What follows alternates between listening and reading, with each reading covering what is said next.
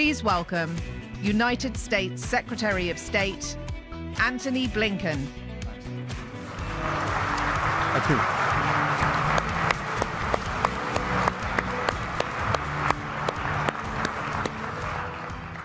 Good afternoon, RSA Conference. Wonderful to be with all of you today. And now we finally know what Ferris Bueller did on his day off. To all of the cyber practitioners, the innovators, the researchers who are here, the business leaders, thank you for welcoming us to the RSA Conference. Now, it's true that move fast and break things is literally the exact opposite of what we try to do at the State Department.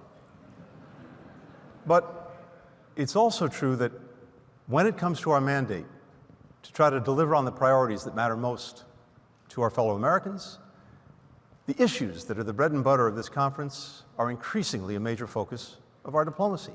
And that's really why I'm here today.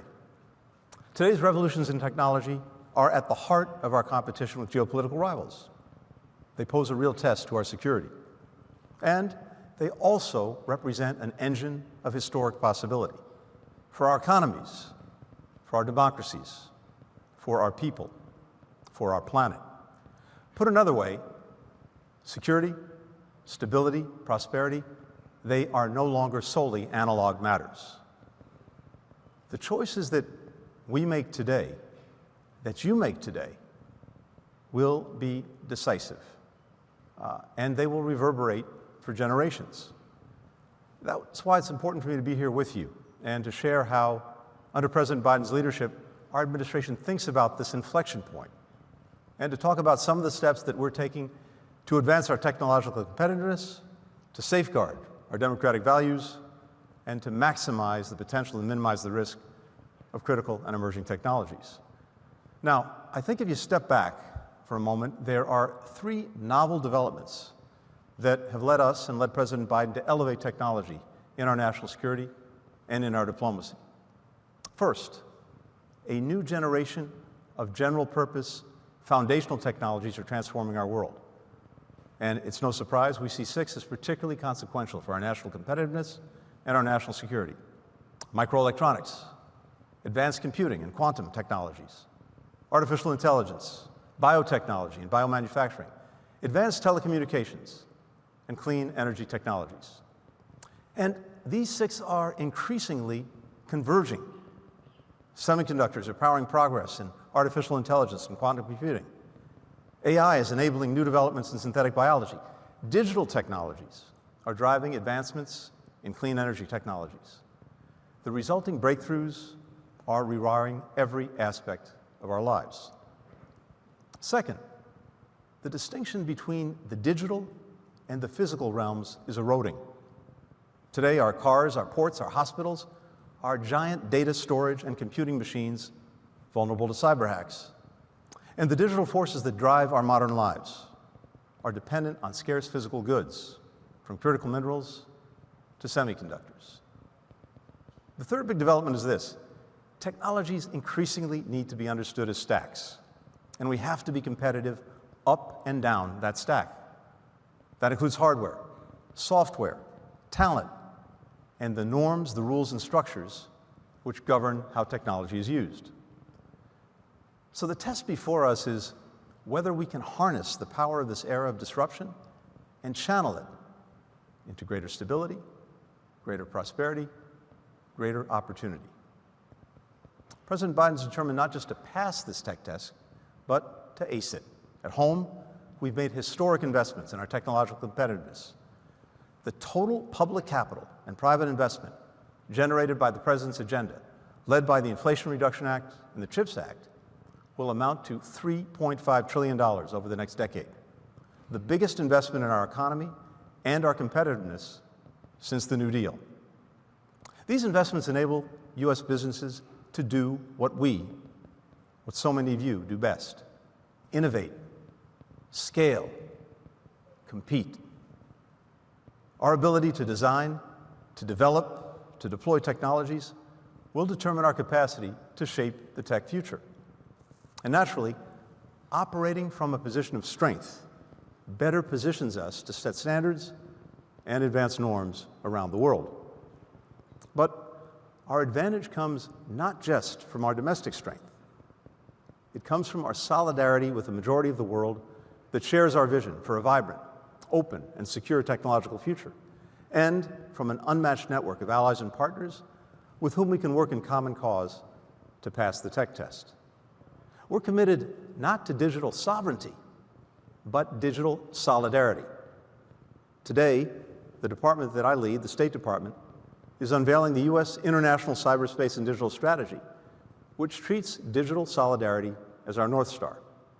Solidarity informs our approach not only to digital technologies, but to all key foundational technologies. So what I'd like to do now is share with you 5 ways that we're putting this into practice. First, we're harnessing technology for the betterment not just of our people and our friends, but of all humanity. The United States believes emerging and foundational technologies can and should be used to drive development and prosperity, to promote respect for human rights, to solve shared global challenges. Some of our strategic rivals are working toward a very different goal. They're using digital technologies and genomic data collection to surveil their people, to repress human rights, weaponizing dominance in critical supply chains to coerce other governments, employing AI-based tools to deepen polarization and undermine democracies. Pretty much everywhere I go, I hear from government officials and citizens alike about their concerns about these dystopian uses of technology. And I also hear an abiding commitment to our affirmative vision and to the embrace of technology as a pathway to modernization and opportunity. Our job is to use diplomacy to try to grow this consensus even further, to internationalize and institutionalize our vision of tech for good. Let's look at artificial intelligence. AI holds, of course, exhilarating potential for many of the goals of our foreign policy. Today, the world is on track to achieve just 12% of the Sustainable Development Goals. These are benchmarks that we're trying to get to, like eradicating hunger and poverty, improving gender equality, expanding access to quality education and clean energy, protecting the environment. Progress has recently plateaued on half of these goals. On nearly a third, it's actually regressing. It's going backward. Now, studies suggest that AI could accelerate progress on a full 80% of these goals, in part by automating and improving decision-making. AI can map soil, leading to bigger crop yields for farmers and less hunger in communities. It can dig through data to predict future threats to public health. It can synthesize massive amounts of knowledge to improve the quality of everything from our kids' education to our cities' infrastructures. The United States is working to build global momentum around harnessing AI for good. Just over a month ago, we led the passage of the first ever standalone resolution on AI in the United Nations General Assembly. We worked with over 120 co-sponsors, 120 other countries, to craft and adopt this resolution, which gives us a framework for leveraging AI for economic and social progress while respecting human rights. We've got to apply the same playbook to other technologies. Consider synthetic biology. DNA synthesizers now cost just thousands of dollars, not millions. With the right tools, nearly anyone with a college-level science education could read, could write, could edit genetic code. That opens up incredible potential for breakthroughs in medicine, in public health. But it also dramatically lowers barriers to someone using this technology for malign purposes, like creating highly transmissible, lethal pathogens. The United States government wants to make sure that synthetic biology is directed toward global good and good for the American people. Earlier today, just down the road, I visited a biotech company that produces the key starting material for Narcan spray, which reverses opioid overdoses. Right now, in the United States, the leading killer of Americans between the ages of 18 and 49 is not guns, it's not car accidents, it's not heart attacks, it's not cancer, it's fentanyl, a synthetic opioid. Well, this antidote, Narcan, can be turned out by the ton in a matter of 96 hours, thanks to synthetic biology. Using traditional methods, it would take a full 2 years of farming 10 square miles to come up with that same amount. So we want to see biotech harnessed for more uses like this. Here, partnerships are absolutely critical. We're pursuing global biomanufacturing, supply chain, and research efforts with other countries to unlock positive biotech applications in health and food security and climate action and other global priorities. And we continue to collaborate with our private sector here at home so that American innovation is directed toward global good. Building consensus around an affirmative vision is the first line of our tech diplomacy. But the rules, the standards, the norms that societies follow are going to determine whether this technology is used for good or whether it's used for ill. That's why our second line of effort is about governance, shaping the rules of the road to ensure that foundational technologies sustain our democratic values and guard against harms. When it comes to AI, again, as confident as we are in its potential, we're deeply aware of its risks, from displacing jobs to generating false information, to promoting bias and discrimination, to enabling the destabilizing use of autonomous weapons. So we're working with our partners to prevent and address these issues. At home, we've released guidance that's shaping how we and the world think about safe, secure, and trustworthy AI. Through the President's AI Executive Order, we're strengthening standards for AI safety, security, protecting Americans' privacy, promoting a rights-respecting approach to AI. The private sector is a critical partner in this effort, which is why we've worked with leading AI companies on a set of voluntary commitments, like pledging to security testing before releasing new products, developing tools to help users recognize AI-generated content. These governance frameworks are the foundation of our AI diplomacy around the world. The core elements of our guidance have been adopted by the G7 countries. These are the leading democracies, the most advanced democracies in the world. And they now frame the wider international AI safety and trust conversation. And they're embedded in the UN resolution embraced by virtually all of the global community. We want the work of our AI governance, and in particular, our new US AI Safety Institute, to inform rules, standards, and testing that will help ensure that this technology is used in ways that will benefit people around the world while preventing harms. In these efforts, we're committed to our partnership with the developing world, which must have a seat at the table. In the military realm, good governance is essential. That's why the United States issued the US-led political declaration on responsible military use of AI and autonomy, which has been endorsed already by 55 countries. We're taking a similar approach to synthetic biology governance. We're limiting the transfer of Americans' bulk human genomic data to adversaries while working with partners, including at the G7, to establish standards for security, for privacy, to guard against dangerous applications. We're also creating guardrails against the misuse of digital technologies, from building coalitions to prevent the export of intrusive technology and spyware used to harass dissidents or activists, to bringing dozens of countries together to combat ransomware, which steals billions of dollars from our economies every single year. We're working with partners to set cyber norms, and we're working to uphold them around the world, as we did by publicly calling out the PRC for targeting US critical infrastructure, and by holding Iran directly accountable for its cyber attacks against Albania, just to cite two examples. And critically, we're preparing now for the future of quantum computing. As this group knows, quantum is potentially the most consequential computing breakthrough of the century. It could throw into uncharted waters nearly every aspect of security in our society, from banking to energy grids to government communications and operations. So we have to build the standards now to safeguard against these risks. The United States Agency for Advancing Standards, NIST, is vetting quantum-resistant cryptographic standards and has selected 4 specific algorithms that are designed to withstand quantum attack. NIST is now preparing to make these algorithms available worldwide to be integrated into the encryption infrastructure of companies and organizations that want it.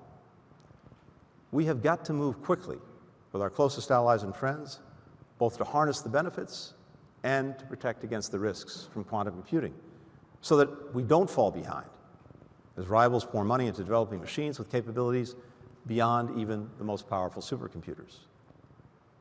Of course, To write the rules of the road, the United States must compete across the globe in the technologies that will shape our digital and physical experience, and by extension, our geopolitical realities. And that's the third line of our tech diplomacy. We've learned from the 5G experience that we cannot be complacent and let strategic competitors dominate the technologies that form the backbone of the global economy and that determine how and where information flows. That's why we're unleashing our diplomatic arsenal to help innovative companies from the United States and our partners fairly compete for opportunities up and down the stack that will help preserve and expand a secure, an open, a resilient tech world.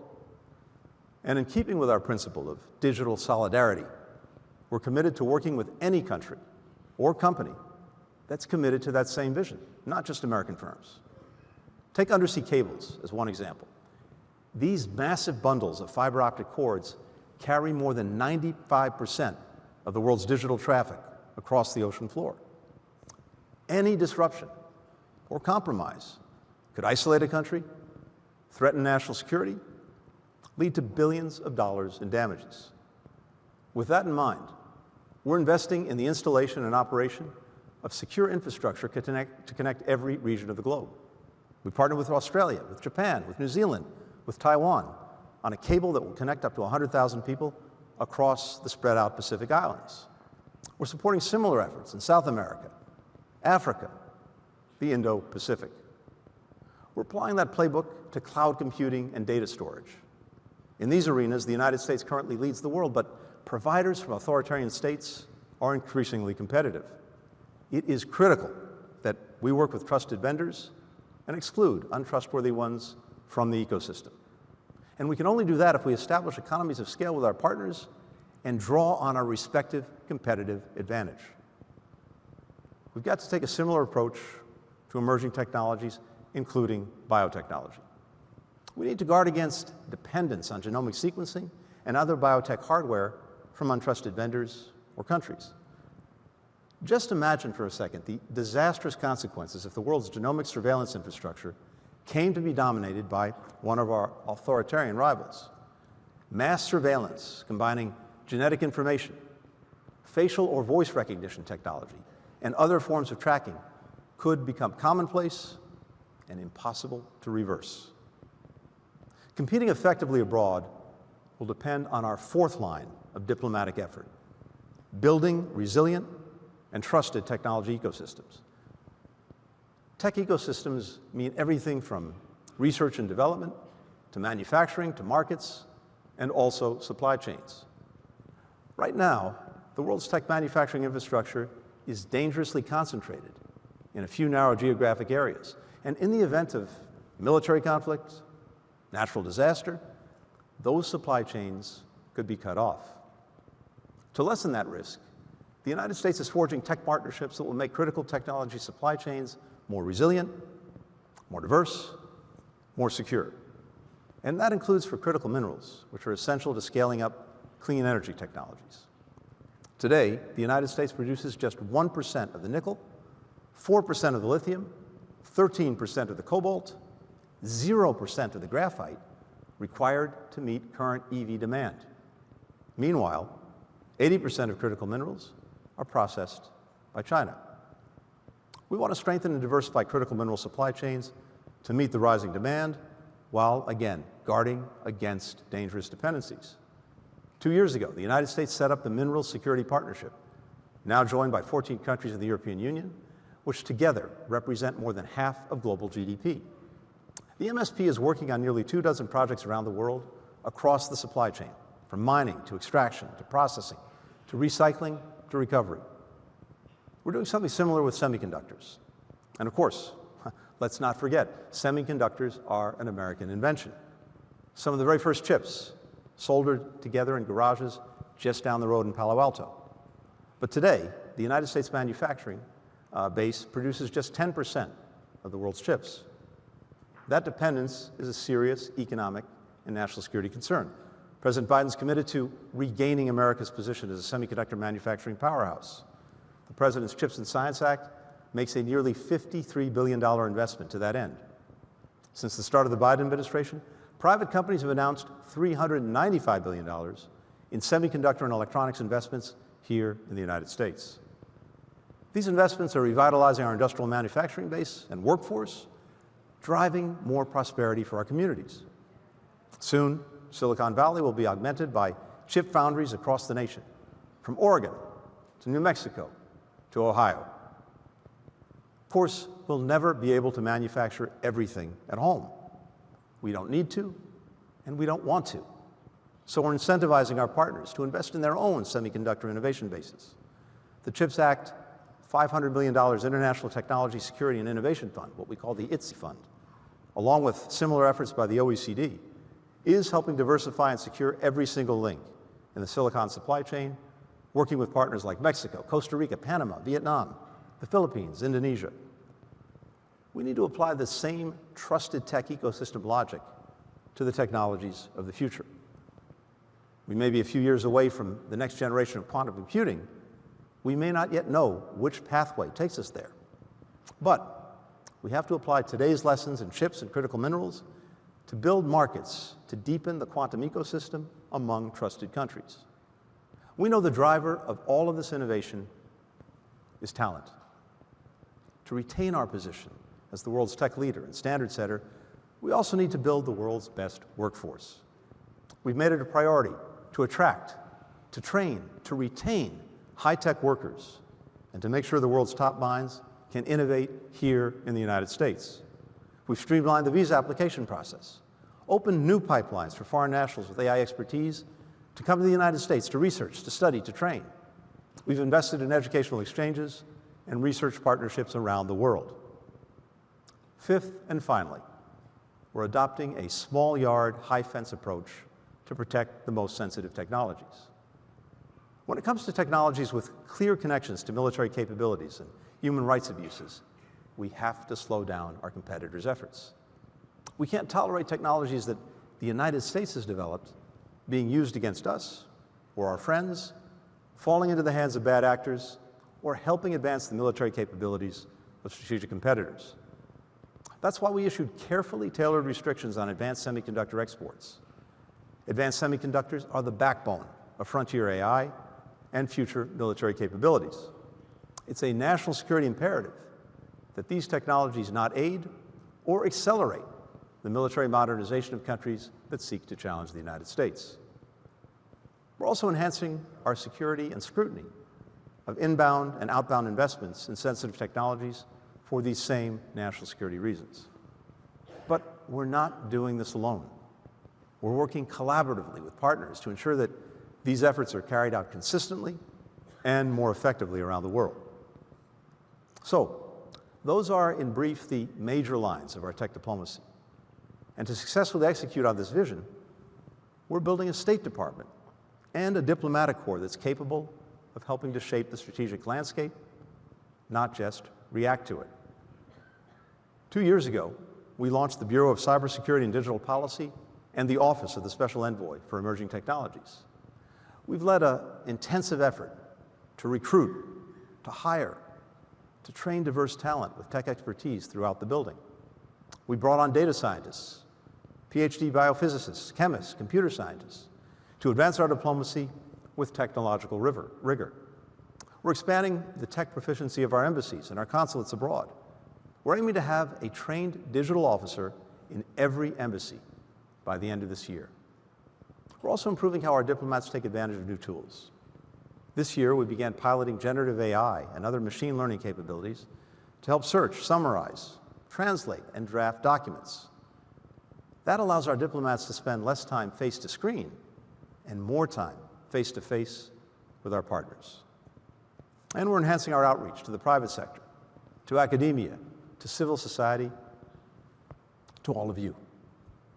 We need your partnership to sharpen our thinking, to inform our diplomacy, to help us see around the corners, to prepare for the innovations to come, even to tell us what we're missing and where we need to do better. Your role as partners in this is the difference between winning and losing the tech competition. And it's essential in helping to bring about a more democratic world where the rule of law is upheld where dictators and aggressors are held accountable. There's perhaps no better example of this in recent years than the work we've done together in Ukraine. When Russia launched its war of aggression, it subjected the country's infrastructure to an onslaught of cyber attacks. The United States government, our international partners, and perhaps most consequentially, our technology community, all understood the need to help the Ukrainians batten down the digital hatches. So we helped them harden their networks, migrate vital government data to the cloud, bolster the resilience of national communications and other critical infrastructure. That is digital solidarity in action. And it's the kind of collaboration that we want to scale and apply around the world. Now, even the most far-sighted among us don't know for sure what the tech future will look like, or exactly how emerging technologies will be used. When Gutenberg invented the printing press, he wanted to print Bibles. Little did he know that his invention would spark the scientific revolution and the Reformation. Thomas Edison envisioned the phonograph as a talking book for the visually impaired, not realizing he'd invented the precursor to the radio. Working together, we can seize this extraordinary inflection point to shape a future that reflects our best values, that advances our interests, and that makes life just a little bit safer, a little bit more secure, a little bit more prosperous, a little bit more full of opportunity for all. That is fundamentally what passing the tech test means, and that's what we want to do together. So thank you so much for having us here today. Thanks for the partnership. Have a great conference. Thank you. Thank you.